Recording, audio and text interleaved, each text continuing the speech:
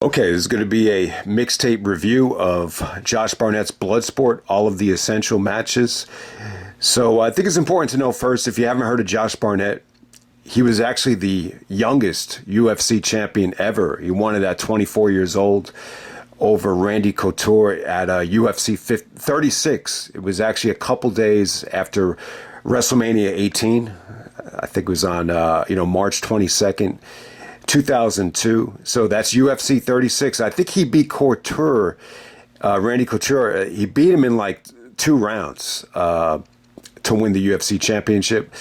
It looks like he was stripped of the belt, shortly thereafter. But hey, man, Josh Barnett wrestled in New Japan, very well decorated MMA fighter. He kind of took on this concept of Bloodsport, these worked shoot style fights, combination of MMA and pro wrestling. And I gotta say, like, when this shit is just done right, I just can't get enough of it. So there's just some really good essential matches that you could check out here. I mean, does every match really hit the mark for some people? I would say no. I think the problem with some of these matches is a lot of people just can't buy into the finishes. But there's just been time and time again, I think they've knocked it out of the park in certain situations. So we're going to go all the way back to WrestleMania weekend 2019. The first Bloodsport actually took place in 2018, WrestleMania weekend. It was actually Matt Riddle's Bloodsport. He was supposed to take on Low Ki in the main event. Low Ki could not make the show for whatever the reason. I don't even know if it's been documented as to why Low Ki didn't show up. But Minoru Suzuki replaced him. And after that, Matt Riddle signed with WWE. So Josh Barnett took over the Bloodsport series. So I got to say, this first Bloodsport, this was on April 4th, 2019. This whole show, I haven't seen the show in its entirety yet, but it's got to be a classic. I mean, there's just so many great matches that took place on this show. And it's just friggin' awesome. I cannot, eventually I want to review this whole show. But let's just focus on the essential stuff here. So, Davey Boy Smith Jr. Really is one of the standout stars in Bloodsport. I definitely think, this was really tailor-made for his, arsenal. He was just able to showcase everything he can here. He actually took on Killer Cross at the first Bloodsport. And yeah, this was good. This was definitely good stuff. Killer Cross was in much, better shape at this time. And this just showed you that Davey Boy, could really thrive in that environment. All right, the match that, stole the show for me, and I still think this is like one of the best things I've ever seen in wrestling. Definitely my personal pick for the best Bloodsport match. This is Jonathan Gresham taking on Masashi Takeda. So Takeda is actually a deathmatch wrestler, but, he was fucking awesome here. This just was incredible. Gresham is just made, for this style. It's a shame that this is the only Bloodsport that he was on, but him and Takeda, they had a classic. It's on YouTube. I'll post a link in the description.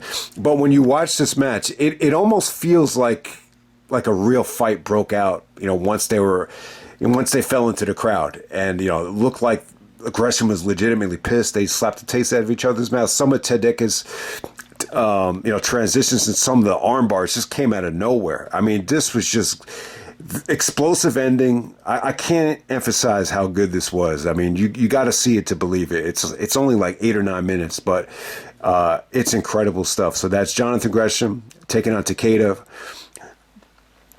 the deathmatch wrestler there. So if you look at Takeda, I mean, he didn't wrestle this match like it was like a hardcore match or a death match. But if you look at him though, like, he's scarred up, like he's got like, severe case of ringworm. If you're looking at his ears, it looks really bad. And plus, like, his whole body is just scarred up. But yeah, he put on a clinic here. Him and Gresham, this was like two little pit bulls going at it. So Gresham, Takeda, best Bloodsport match I think I still have ever seen. This is the match that really blew me away. But yeah, definitely check it out.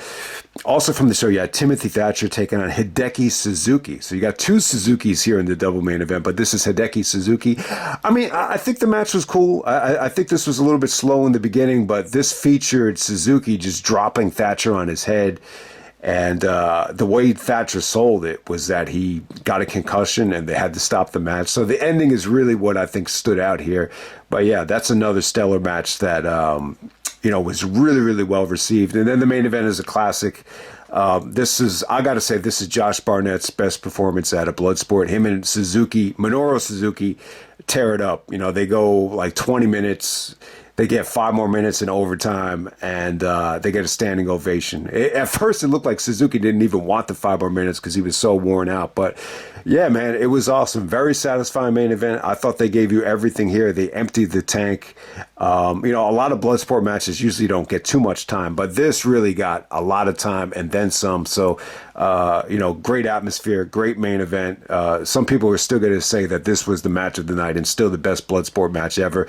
That's Josh Barnett and Minoru Suzuki. All right, so moving on to Bloodsport 2, once again, Davey Boy Smith Jr. steals the show here against Tom Lawlor. Tom Lawlor is definitely one of the better, Bloodsport performers. This isn't the only time Davey and Tom steal the show from Bloodsport. But yeah, I think they probably had the best match on that show. I mean, it was just good stuff, man.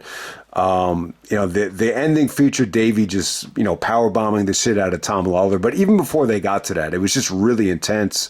Lawlor gave, Davey Boy a stiff running lariat out of the ring. Just the way Davey Boy was able to suplex, Tom out of some of these wrist locks was just really impressive. So, yeah, awesome stuff between those two guys. I would definitely say that stole the show. Also, the main event, you had Josh Barnett taking on Chris Dickinson. Another quality main event right here. I thought it was good. I definitely think this delivered. Dickinson really became, someone that they always went to for the main events. I mean, he would end up main eventing the next couple of Bloodsports, and it really started here against Barnett. Barnett goes over convincingly. Hard-hitting match, hard-hitting, ending here with Barnett going over. But, Dickinson is, tailor-made, for this environment. And, that's why he was able to main event so many Bloodsports. And then we're moving on to Bloodsport 3. This is from, 2020. It's called Bloodsport 2020. This was during the pandemic. Everybody is spread out wearing masks here. So it's a little bit of a depressing environment, but still, the crowd was really, really, responsive here for Moxley. So we got John Moxley, making his Bloodsport debut against Chris Dickinson.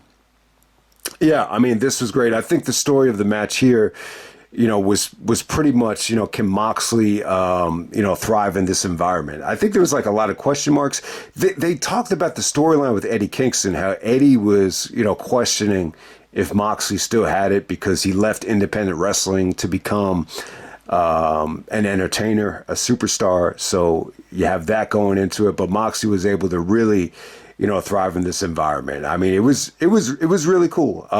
Him and Dickinson, had a great match. It was very technically, oriented. You could just see Moxley really, display the full arsenal here.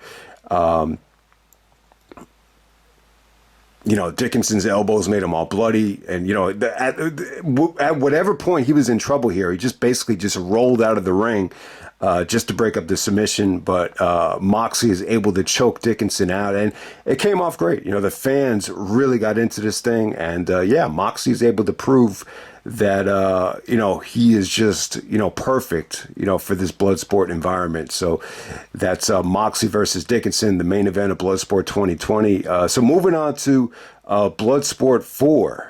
This was, still during the pandemic. This had a cool atmosphere though, man. This looked like it was, straight up inside, a basement or a dungeon that was like, very, very dark and very, very dirty. It just had a very, very underground type of feel to it. Maybe this is what inspired the NXT underground stuff or the Raw underground stuff. But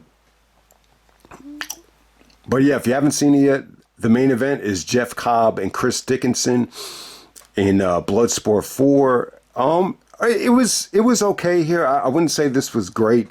I think Bloodsport 4, definitely struggled to reach the mark for some people. It just didn't have a great lineup right here. But, Cobb over Dickinson in the main event. Dickinson is much more of a, submission wrestling. He's very, very strong. Compared to, compared to Cobb, he definitely had a little bit more submissions in his arsenal. Cobb is more of a guy that just relies on, mat wrestling and brute strength. He actually wrestled in the Olympics, believe it or not. But yeah, Cobb goes over, but it was cool. I mean, Cobb is definitely made for this in terms of the way he's able to just, clobber guys off the mat and, to pick guys up. But yeah, hell of a matchup right there. Also on Bloodsport 5, Bloodsport 4 and 5, it felt like the same exact environment, same show. I think they sold it as a package. You also got to see Rocky Romero taking on Simon Grimm. So I put this match on the list because of Rocky. He got about 10 minutes out there. He really was able to, when you look at Rocky Romero, he could pretty much do everything. He could mat wrestle. He could take apart your arm. He could kick the crap out of you. So yeah, Rocky was definitely tailor-made for this environment. So if you want to see him wrestle, this seems like it was much more well received to me than Chavo Guerrero at Bloodsport. I didn't see the Chavo match, but I kind of knew Rocky would thrive in this environment, so that's why I put him on the list. And then the main event, John Moxley taking on Davey Boy Smith Jr. Yeah, great main event once again. Moxley does go over, but, Davey Boy really, stiffed the shit out of Moxley. There were certain times here where Davey Boy is just giving him elbows and, Moxley had to find a way out of it. And, yeah, I mean, it was good stuff. Moxley really showed here that he can, obviously, how, stiff he could be, how crazy he could be. But he was really able just to do some nice, grappling and some nice takedowns just to minimize Davey Boy here. So, I mean, the ending, he actually wins with a paradigm shift. He actually knocks out Davey Boy. They called it a DDT, but, it's the Dirty Deeds paradigm shift that knocks him out. But, yeah, really, really good main event right there. Very satisfying. Another stellar performance from Davey Boy Smith Jr. Both of those guys, we're probably in WWE at the same time, but this is a, totally different style than, you saw them come up with, at least in the WWE. Okay, moving on to Bloodsport 6. This was during the summer of 2021. We're still kind of in the, aftermath of the pandemic here. So they go outside. All right, so I want to give credit to Matt Makowski. He had a really good match against Heddi, Karaoui.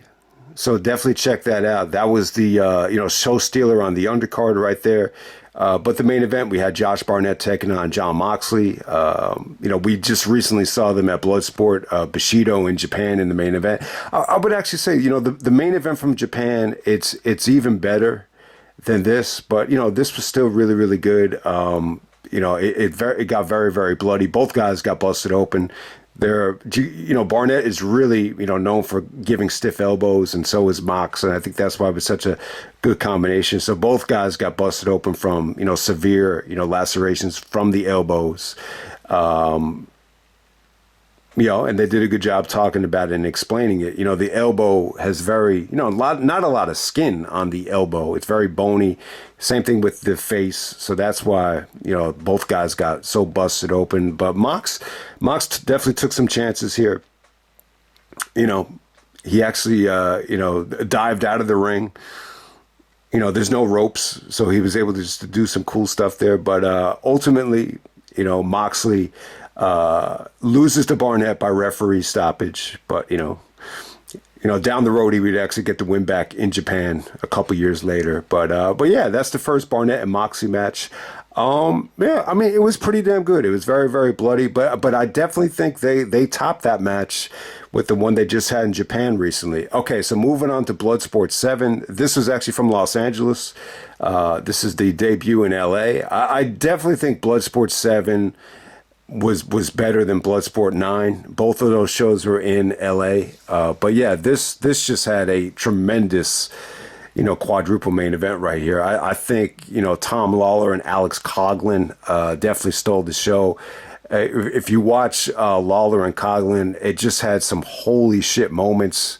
The crowd was actually chanting holy shit during that match. So must see stuff. That was, once again, I thought it stole the show. When I first saw that match, I was like, holy shit, this is just friggin' insane.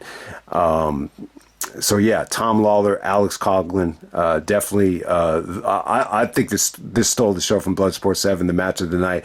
And if you haven't seen Alex Coughlin yet, he was great. You know, he was just very, very toned, very ripped, very explosive here. Him and Lawlor was just a match made in heaven. So thumbs up there.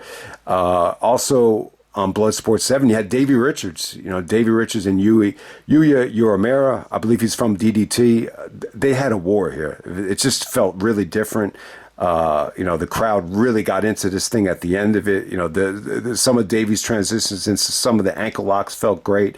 But yeah, Davey, was paired against the right guy here. Davey has always been, he it's well documented. He did some MMA training. They did that whole storyline with Dan DeBee-Severn, going back to Final Battle 2011. So how much this style works for Davey Richards. But yeah, much better than I remembered. Just really, really good stuff. So yeah, this is the only time I think Davey appeared in Bloodsport. But yeah, a magical ending here. The last couple of minutes here were just really, really well worked. All right, Josh Barnett taking on Tiger Ruas. I think this is underrated. I think it's better than most people are giving it credit for. This came off to me like they both trained together. After the match was over, they were, pointing to the heavens, honoring, I believe, the guy that trained them. I can't remember his name, but, Barnett and Tiger Ruas, definitely good stuff. I think Tiger definitely was able to hung in there with Barnett. Definitely a little bit smaller. He gave up some size to Barnett, but it was still really, really good. And then the main event, you had Minoru Suzuki taking on Chris Dickinson. This held up really well. This had a lot of different layers to it. This had a little bit of comedy from Suzuki. Dickinson was supposed to get this match WrestleMania weekend against Suzuki, but because of the pandemic, it got canceled. But, Dickinson really showed a lot of emotion here. He tried to, really, work the crowd, and it ended up pissing Suzuki off, and eventually it just became a war. And towards the end of this thing, you could just see how good Minoru Suzuki is in locking up guys, taking apart their legs, or just really. Once he gets serious, it's like, holy shit, like, what did I do? I just awoken the beast.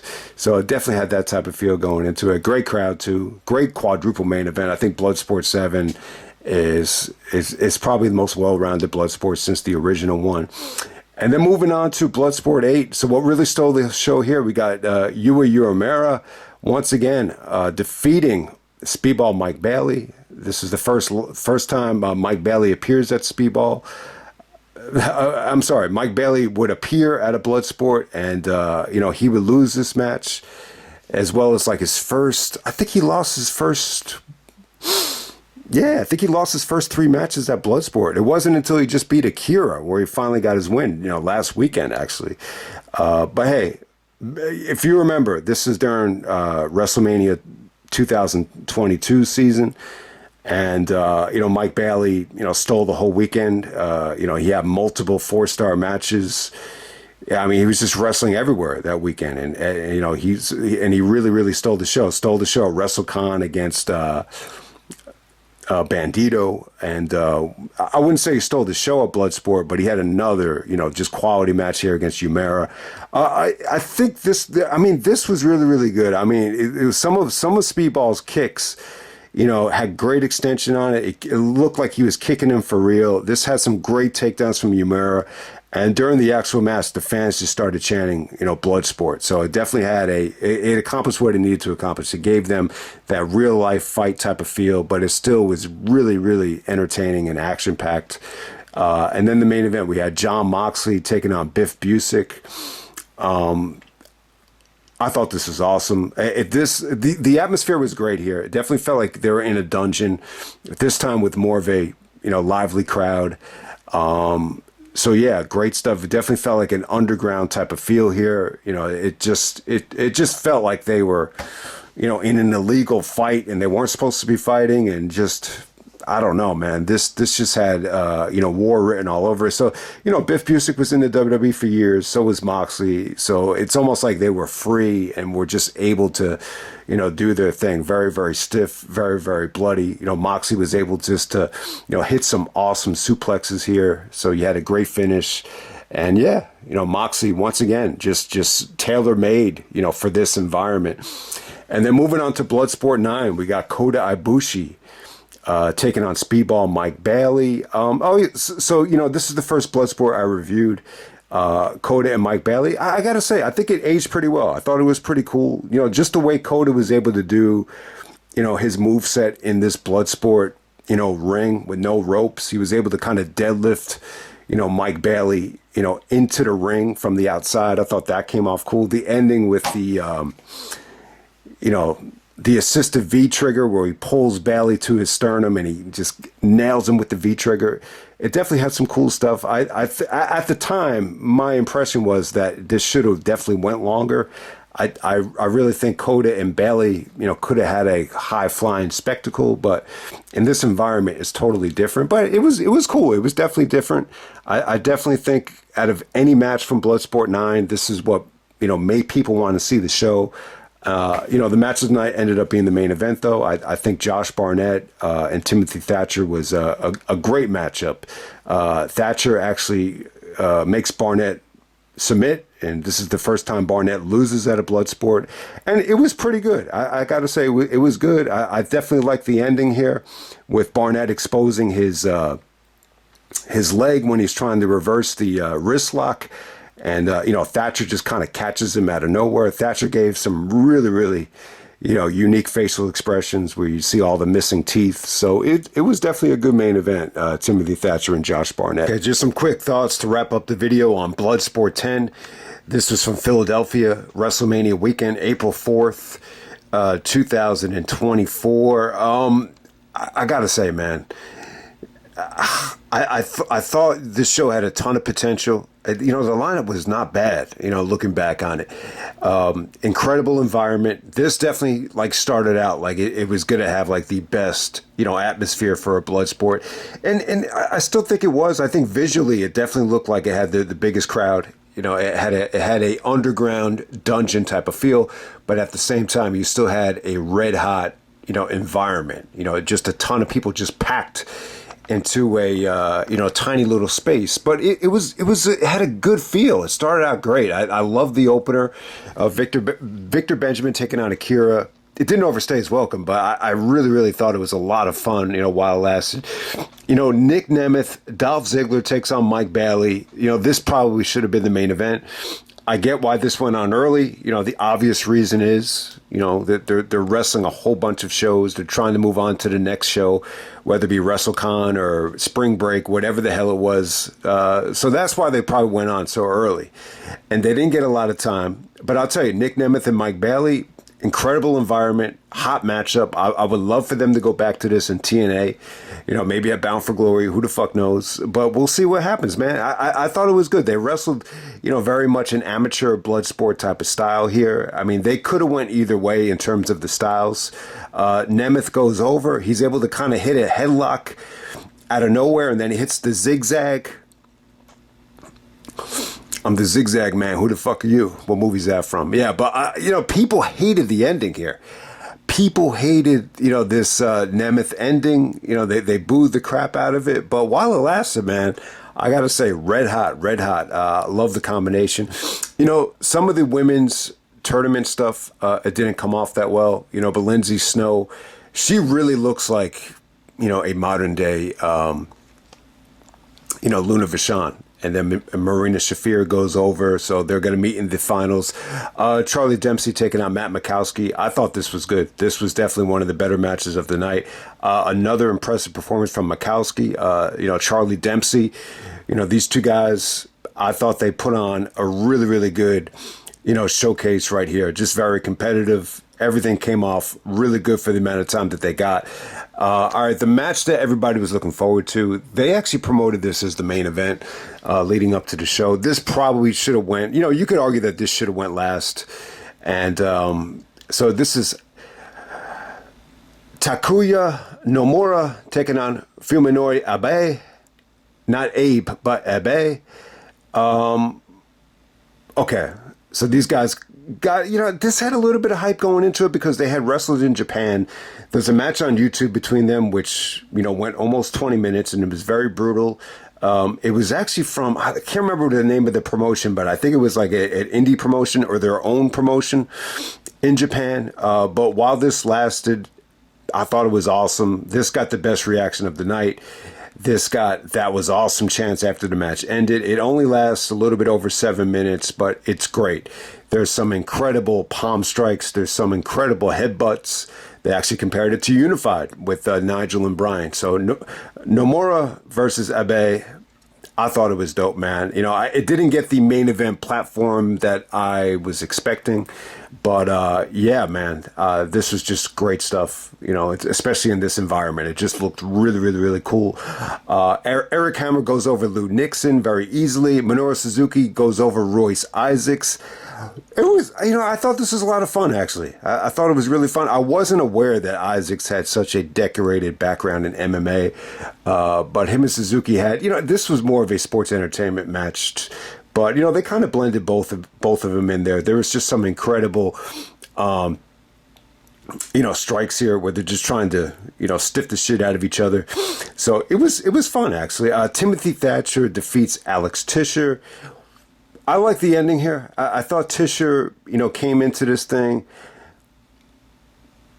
with a good attitude. I liked a lot of the stuff that they talked about with Tischer's background and just his presentation. I really thought this was good. And, Thatcher actually, hits him with an armbar out of nowhere to win this thing. I thought the ending was actually really, really sweet. It was not a bad match at all. That was good.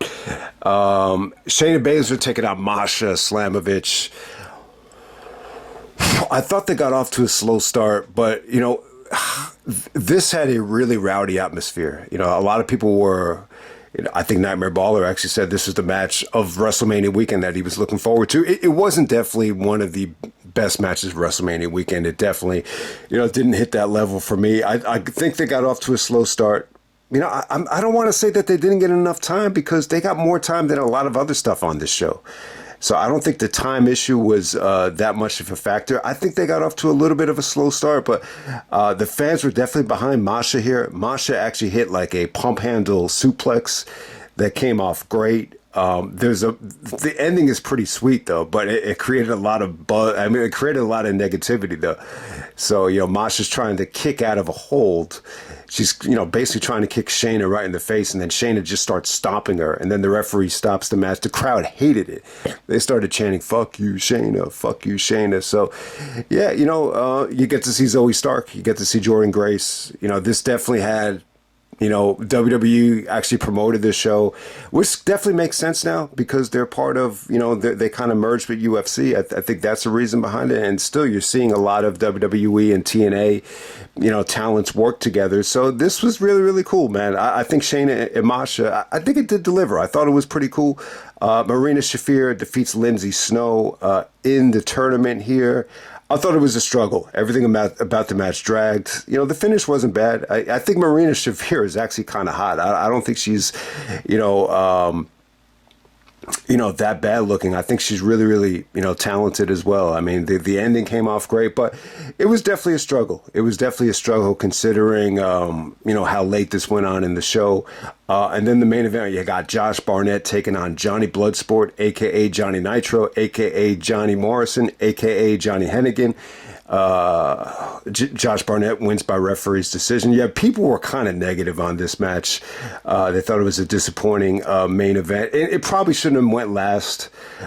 I just don't think Morrison is the best fit, to main event a Bloodsport show. I didn't think it was bad, though. I think the whole point of this is just to get Josh Barnett a big win. You got to remember, Josh Barnett lost, the main event of Bloodsport 9 to Timothy Thatcher. So, you're doing this big Bushido show where he's taking out Moxley.